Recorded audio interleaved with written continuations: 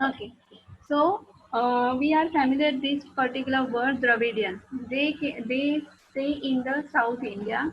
They came before Aryans. Aryans के पहले आए थे. They are believed to have the build city civilization found in Mohenjo-daro and Harappa.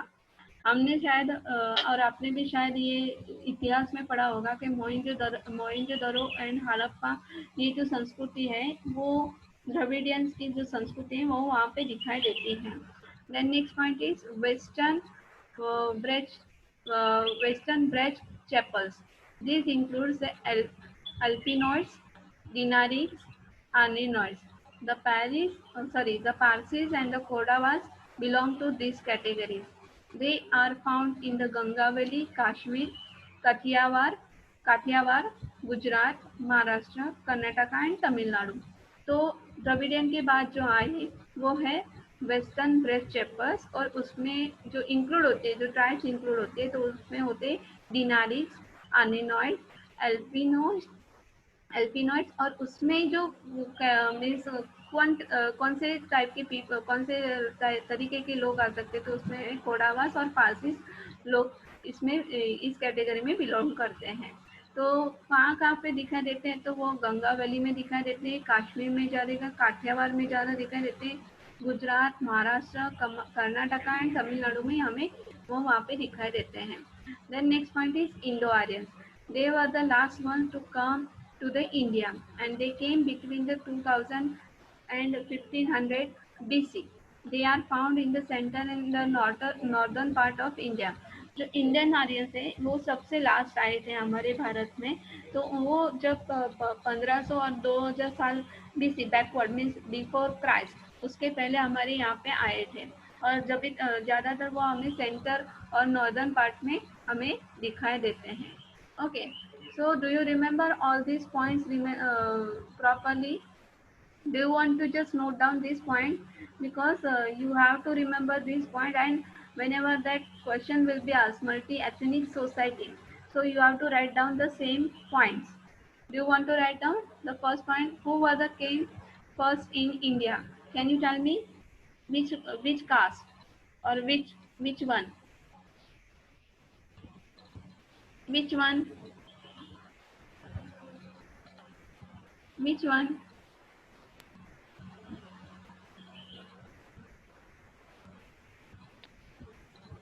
Which one?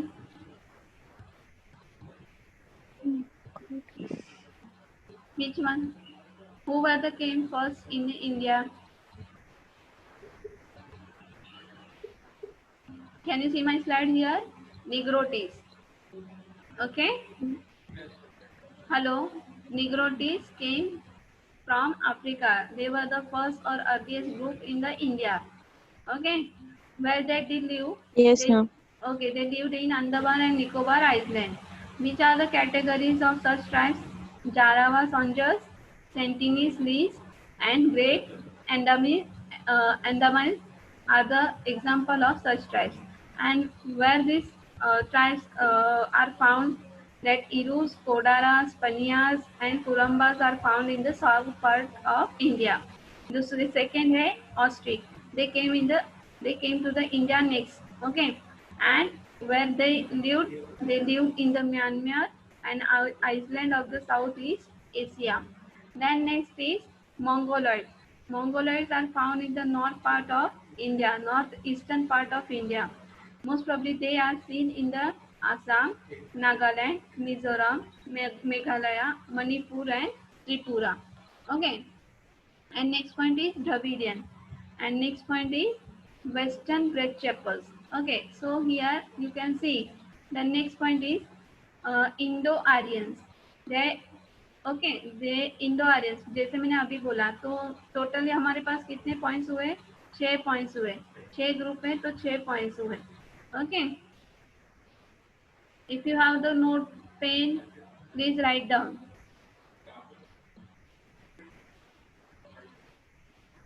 Okay, तो जो पहला point था तो मल्टी एथनिक था. दूसरा पॉइंट है multi language. According to Ethnologue database there are 1683 languages in India. 850 only daily in the use and the Indian Constitution itself recognizes 22 languages. Hindi is the most common spoken language and 41% population speak it. तो जब भाषा की बात करें तो हमारे India में 1600 तैंती भाषाएं बोली जाती है। उसमें ज़्यादातर जो बोली जाती है वो 850 भाषाएं हैं और जो हमारा भारतीय संविधान है उसने 22 जो भाषा है उसको ज़्यादातर इम्पोर्टेंट दिया है। ज़्यादातर इम्पोर्टेंट दिया है मीन सभी भाषा को इम्पोर्टेंट है, अपना खुद का महत्व रहता है, लेकिन इंडियन कॉन्स्टिट्यूशन में दे रिकॉग्नाइज 22 लैंग्वेजेस। और हमें जैसे पता है कि हिंदी हमारी कॉमन लैंग्वेज है। हिंदी सभी लोगों को समझ में आती है, सभी लोगों की जाति को, धर्म को ये भाषा जल्दी से समझ में आती है क्योंकि हमारे यहाँ पे हिंदी सबसे ज़्यादा बोला जाता है और 41% पॉपुलेशन हिंदी बोलती है। Okay, then next point is multi religious. India is one of the most multi religious diverse nation in the world. Our country is home to all religions in the world. Hinduism, Buddhism, Sikhism, Jainism. India's religious diversity covers the highest level of government. तो यहाँ पे क्या बताएं, multi religious, जैसे हमारे हम सबको पता है कि हमारे भारत में हर एक धर्म के लोग रहते हैं। तो इंडिया में सबसे ज़्यादा डाइवर्सिटी, मल्टी रिलीजियस डाइवर्सिटी हमको दिखाई देती है। तो यहाँ पे हमें ज़्यादातर हिंदुइज़्म, बुद्धाइज़्म, सिखिज़्म, जैनिज़्म ये हमें दिखाई देता है। और India's religious diversity covers the highest level of government. The former president of Indian Abdul Kalam, the former president of Indian Abdul Kalam follows Islam.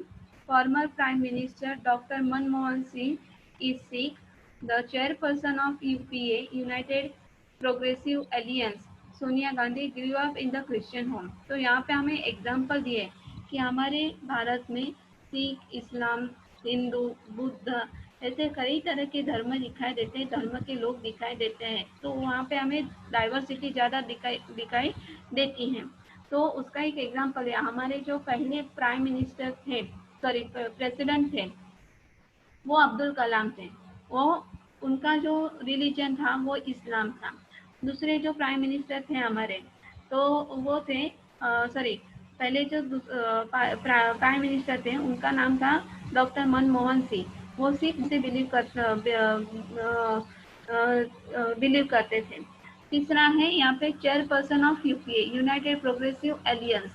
तो चेयरपर्सन है जो सोनिया गांधी है, वो क्रिश्चियनिटी में बड़ी हुई है। उन्होंने पहले वो क्रिश्चियन रिलीजन फॉलो करती थी। So do you understand this point properly?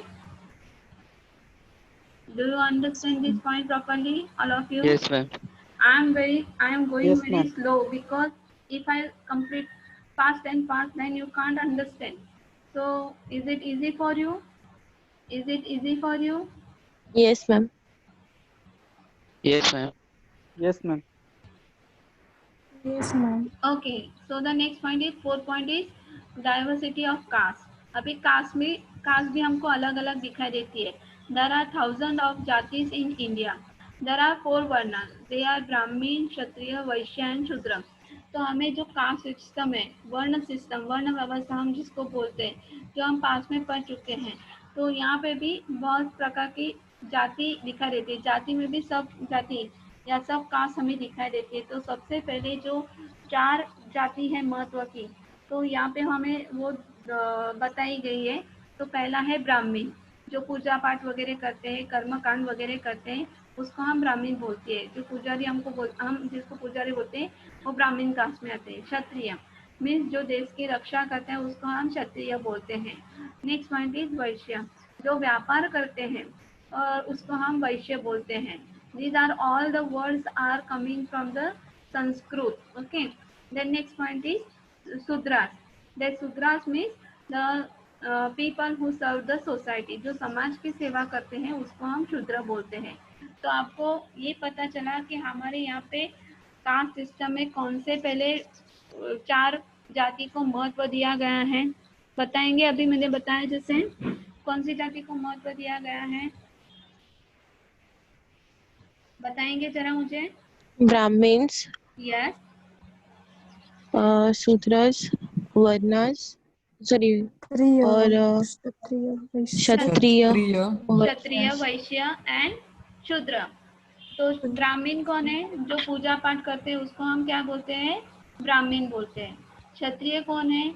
जो देश की सेवा करता है, सॉरी रक्षा करता है, जो सरहद पे खड़ा रहता है, उसको हम अभी अभी के टाइम में, रिसेंट टाइम में बोले तो उसको क्षत्रिय बोलते हैं। वैश्य कौन है? जो व्यापार करता है उसको हम क्या बोलते हैं? वैश्य बोलते हैं। और शूद्र कौन है? जो समाज की सेवा करता है, जो साफ सफाई वगैरह करते हैं, उसको हम क्या बोलते हैं? शूद्र बोलते हैं। ये समझ में आया? ये पॉइंट समझ में आए? Do you हाँ, understand this point properly? Yes ma'am. Okay. yes ma'am, Then next point is diversity of social norms. The Anglo-Saxon countries like United Kingdom, Australia, Canada, New Zealand, United States have had much difficulty in including non-Western norms into their legal, social and cultural sphere. Okay. तो diversity of social norm, जैसे हमारे India में diversity of social norm easily दिखाई देती है, क्योंकि हमें यहाँ पे हर तरह के लोग दिखाई देते हैं। लेकिन जब हम वेस्टर्न कल्चर की बात करें, तो एंग्लो सेक्शन कंट्रीज की बात करते हैं, United Kingdom, Australia, Canada, New Zealand, United States, they are not going to accept the other people और अदर कास्ट पीपल। ओके। तो उनको इंक्लूड करने में, तो लीगली इंक्लूड करने में, सोशली इंक्लूड करने में और कल्चरली इंक्लूड करने में उनको थोड़ी सी दिक्कत हुई। तो हमें यहाँ पे एक एग्जाम्पल दिया गया है। For example, Sikh in the police force of Canada, Sikh in the police force of Canada had to go to win the right to wear the turbans. Okay. जैसे हमें सबको पता है, जो सिख पीपल होते हैं या पंजाबी पीपल होते हैं, तो वो टर्बन, वो पगड़ी पहनते हैं। तो हमारे यहाँ पे वो पगड़ी वो पहनते, तो उसके लिए उनको कोई परमिशन निकालने की ज़रूरत नहीं है। लेकिन वो अगर कनाडा में बसे हुए हैं, ऑस्ट्रेलिया में बसे हुए हैं, न्यूजीलैंड में हैं, कि यूनाइटेड किंगडम में है, यूनाइटेड स्टेट्स में है, तो उनको पगड़ी पहनने के लिए उस गवर्नमेंट से परमिशन लेनी पड़ती है। So do you understand this point properly?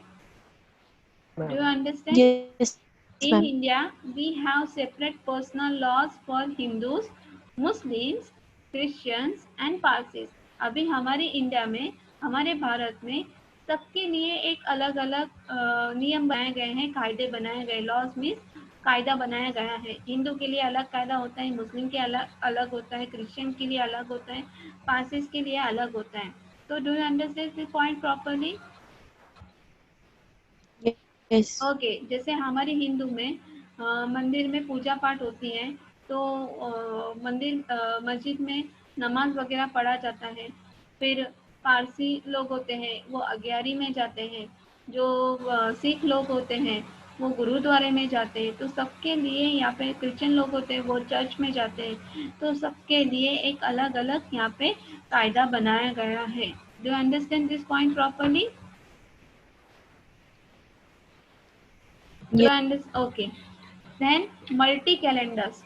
तो अभी हम जब कैलेंडर की बात करते हैं, तो हमें जो एक पिक्चर या इमेज जो दिखाई देते हैं, तो मल्टी कैलेंडर मीन्स हमारे दीवार पे एक हमारे घर में, हमारे ऑफिस में या कहीं पे भी हम स्कूल या कॉलेज में जाए, तो हमारे यहाँ पे हर एक प्रकार का कैलेंडर होता है। कैलेंडर अलग अलग भाषाएं में आता है। कैलेंडर जो होता है, हर एक भाषा में आपको कैलेंडर मिलेगा। ओके।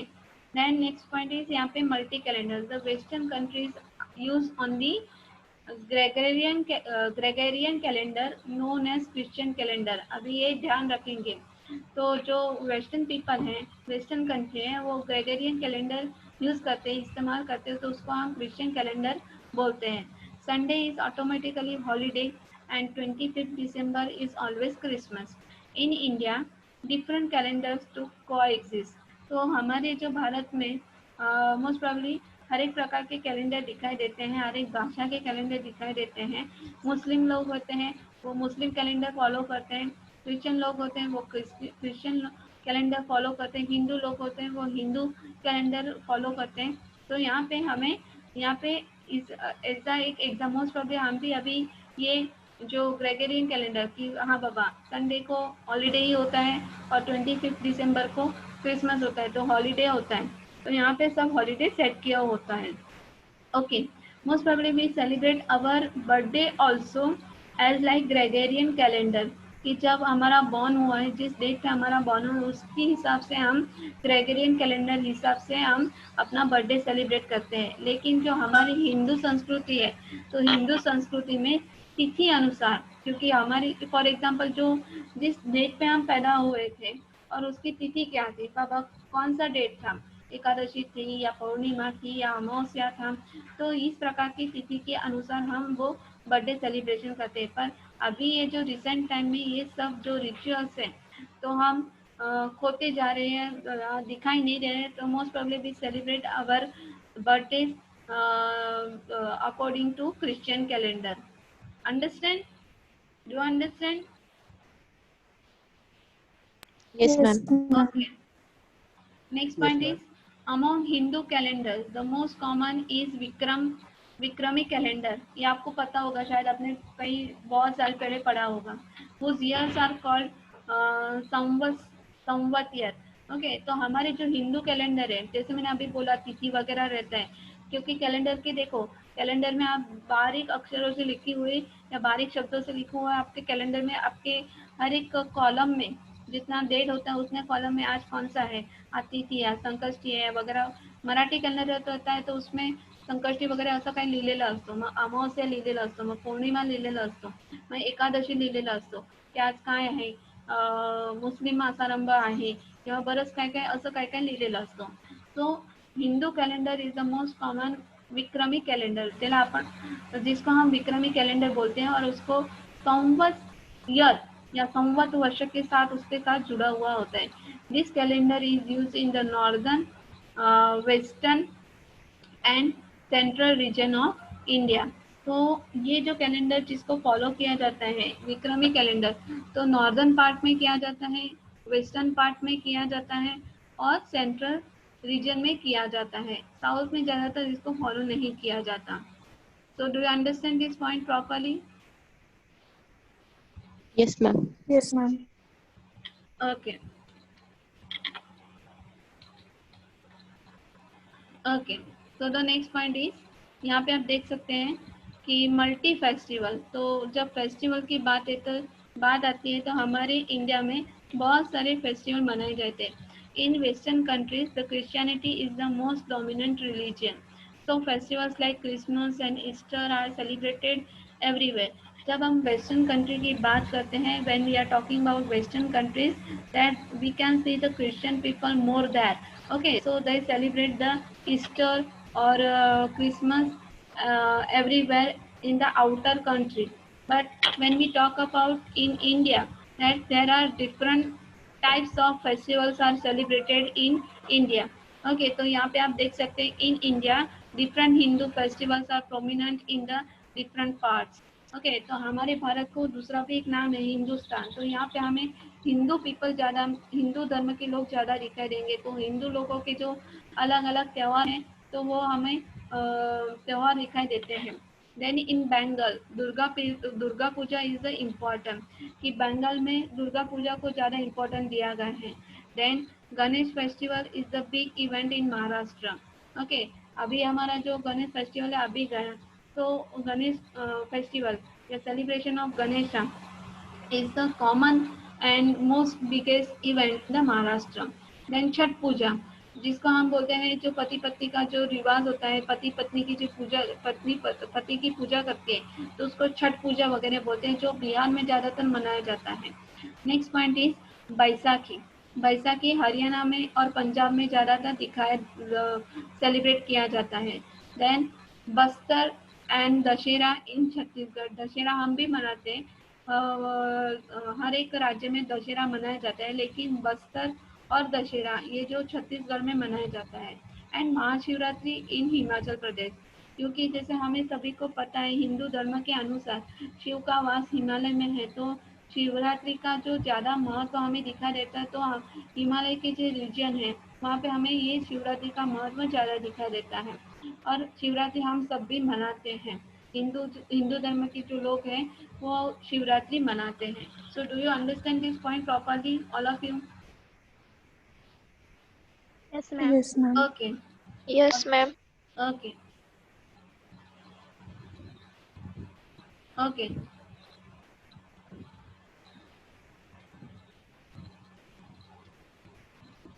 अभी आप ये देख सकते हैं, पिक्चर मैंने डाले हुए। तो which festival it is? You can see here which festival it is? Diwali. Diwali. Diwali. Obviously Diwali. यहाँ पे पटाखे दिख रहे हैं, यहाँ पे दिए दिख रहे हैं, तो दिवाली। ओके। और ये जो है मैंने अभी बोला Durga Puja. Durga Puja is most celebrated in West Bengal. For example हमारे यहाँ पे नवरात्रि भी सेलिब्रेट किया जाता है। पर जो नवरात्रि का और दुर्गा पूजा का जो महत्व है ज़्यादातर हमें गुजरात और बंगाल में दिखाई देता है। So do you understand this point properly all of you? Do you understand? Yes, ma'am. Yes, ma'am. Yes, ma'am. So, if you have any problem, I completed one question here. If you have any problem, you can ask me. If you have any doubt, you can ask me. If you don't understand any point, I will explain again. Can you see that PPT on your mobile? All of you? Can you see this PPT on your mobile? All of you? Yes. Just find it out. If any point, if you don't understand, then I will explain again.